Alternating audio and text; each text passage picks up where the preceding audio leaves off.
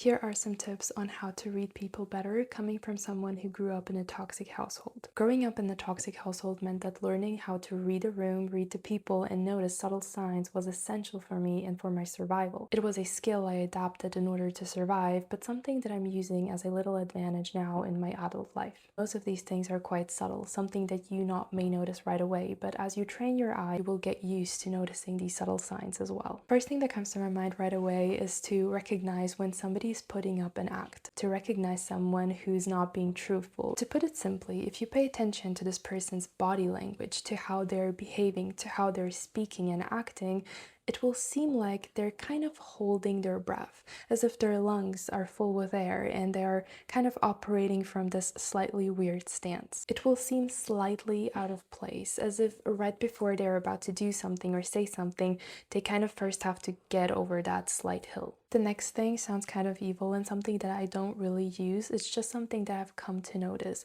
But in your friend group, pay attention to who keeps their hands open when they're explaining something or just talking in general, and who keeps their hands facing downwards while they're talking. So the next time that you do need help from somebody or just a slight little favor, I recommend you to ask the person who keeps their palms facing upwards. I've also come to notice that if a person likes you, and not just in a romantical sense, they will look at your eyes, but instead of just staring at your eyes, it will seem like they're kind of looking through them, as if they're looking at your soul, if that makes sense, and they will have a slight leaning in position towards you. Of course, all of this depends on context, and just by one signal, you might not get the full picture, but these are just little tips. However, if the person is staring at your eyes, with that I mean at your pupils, sometimes you can tell the difference. It's the same as if somebody's pretending to take a picture of you, and you can immediately tell that they're actually taking a selfie. There's this slightly different focus on their eyes. If that is the case, and they're also staring a bit too long into your eyes, kind of like